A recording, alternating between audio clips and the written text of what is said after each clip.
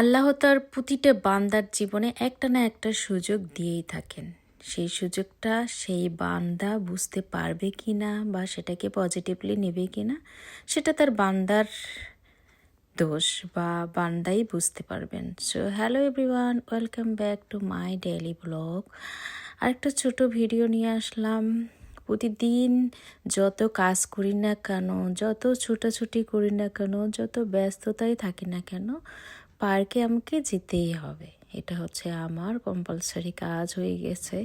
কারণ বাসায় আসার পরে যখন এই যে আমার কিউটি পিউটি প্রিয় মানুষগুলো কিছু একটা আবদার করে বসে, স্পেশালি বাচ্চারা মায়ের কাছে যখন কোনো আবদার করে বসে, মারা কিন্তু একদমই সেটা ফেলতে পারে না। তো কিছু করার নাই, অনেক বেশি টায়ার্ড থাকার পরেও আজকে আমাকে পার্কে যেতে হচ্ছে ছেলে মেয়েদেরকে নিয়ে। তো যেটা বললাম যে মানুষের জীবনে কিন্তু আল্লাহ পাক একটা না একটা সুযোগ দিয়েই থাকেন। প্রতিটা বান্দাকেই আল্লাহ ভালোবাসেন, প্রতিটা বান্দার জন্য আল্লাহ সুযোগ দিয়ে থাকেন যে তার জীবনটা যেন সুন্দর হয়, সেজন্য একটা ভালো অপরচুনিটি পায়, সেই সুযোগের হাত ধরেই যেন তার লাইফটাকে চেঞ্জ করতে পারে। কিন্তু আমরা বান্দারা, আমরা কিন্তু এই সুযোগটাকে অবহেলা করে বসি আমাদের অহংকার দিয়ে, আমাদের আভিজাত্য এতটুকু। যারা ছোট ছোট জিনিস নিয়ে অহংকার করেন সেই মানুষগুলো কিন্তু কখনো এই অপরচুনিটিগুলো চোখে দেখতে পারে না। তো যেটাই বলতেছিলাম যে আপনাদের অনেক তীক্ষ্ণ হতে হবে যে আল্লাহ আপনাকে কি দিয়েছে কি দেয়নি, যেটা দিয়েছে সেটার মূল্যায়ন আপনি কতটুকু করছেন। আমার কাছে তো এটাই মনে হয়, আমাদের আল্লাহ পাক অনেক ভালোবাসেন। একটা মা তার সন্তানকে যতটুকু ভালোবাসেন তার চাইতে বেশি আল্লাহ তার বান্দাকে ভালোবাসেন।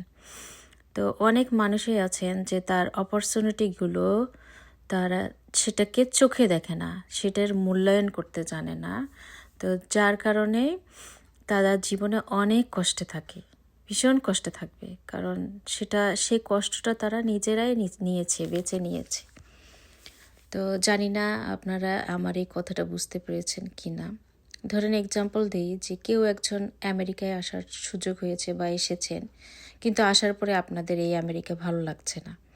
বলছেন যে আমেরিকা ভালো না, আমেরিকার লোকজন ভালো না, আমেরিকার খাওয়ার স্বাদ নাই, আমেরিকা হচ্ছে অনেক বেশি ঠান্ডা, অনেক কিছু।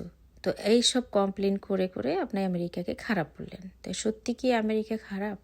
আল্লাহ যে আপনাকে আমেরিকায় নিয়ে এসেছে শুধু শুধুই এনেছে, না কোনো একটা উদ্দেশ্য ছিল আপনাকে নিয়ে আল্লাহর, বা আপনার ভালো চিন্তা করেই নিয়ে এসেছে?